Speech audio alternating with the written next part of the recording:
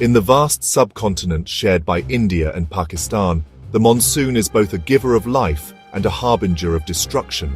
This seasonal phenomenon, awaited after the scorching summer, replenishes the earth and sustains agriculture for hundreds of millions.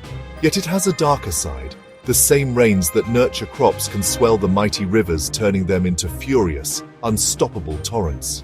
Every year, as clouds gather, anxiety descends on communities along the floodplains because the line between blessing and catastrophe is perilously thin, often decided by how much rain falls and how fast rivers rise. The geography is defined by great river systems. The history of both India and Pakistan is etched with the scars of catastrophic floods, events that are remembered not by dates, but by the sheer scale of their devastation. In 2010, Pakistan witnessed a superflood of unprecedented magnitude. Unusually heavy monsoon rains caused the Indus River to swell, inundating approximately 1/5 of the entire country. The floodwaters raged from the northern mountains to the southern coast, affecting over 20 million people. Entire villages were wiped off the map. Agricultural lands were turned into vast stagnant lakes. Faced with the relentless threat of floods, Pakistan turned to a monumental solution: the construction of large dams. A dam is a massive barrier built across a river to obstruct its flow. Its primary purpose for flood control is to create a large reservoir behind the barrier. The reservoir acts like a giant holding tank. Engineers, hydrologists, and meteorologists monitor weather forecasts and inflow into the reservoir. The goal? Keep the reservoir low before monsoon. Keep enough empty space, flood storage capacity, to absorb the incoming deluge.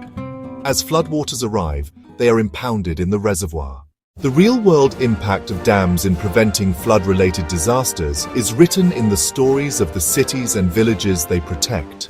In Pakistan, the Mangla and Tarbela dams on the Jhelum and Indus rivers, respectively, are colossal structures that have played a pivotal role in flood mitigation for decades.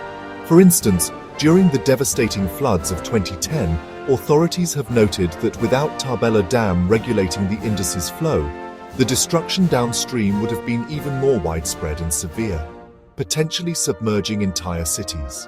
Similarly, in India, the Hirakud Dam on the Mahanadi River in Odisha stands as a powerful example of flood control.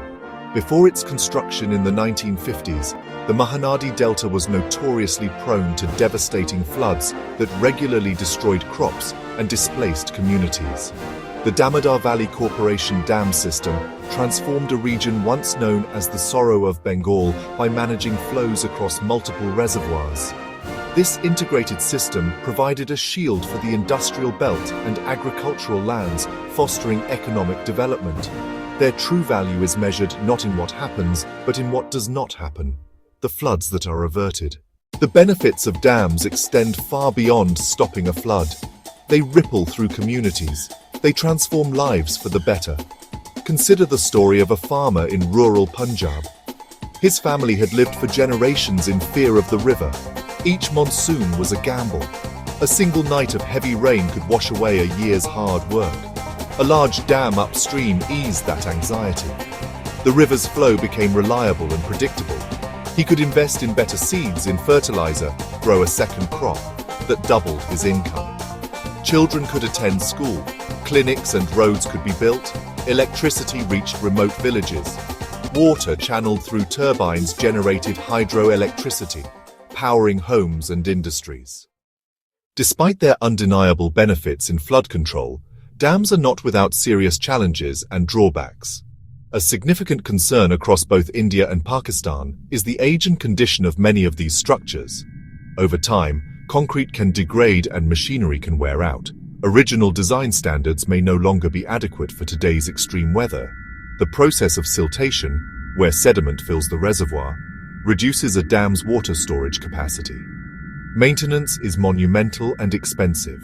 It requires constant monitoring and regular inspections. If maintenance is neglected due to lack of funds or lack of political will, the risks increase dramatically.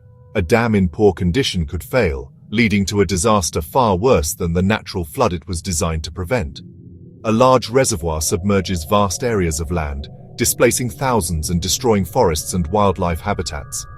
Dams disrupt river flow, blocking fish migration and reducing silt downstream, impacting delta fertility and fishing livelihoods. The reality of our changing climate means the subcontinent will face more intense and erratic rainfall. This makes the threat of floods more severe than ever. We must invest heavily in modernization and safety. Rigorous safety audits, structural reinforcement, and upgraded monitoring systems. At the same time, restore wetlands and floodplains and promote afforestation to act as natural sponges that absorb excess water. Better early warning systems and advanced satellite forecasting give communities time to prepare and evacuate, saving lives. Decentralized solutions.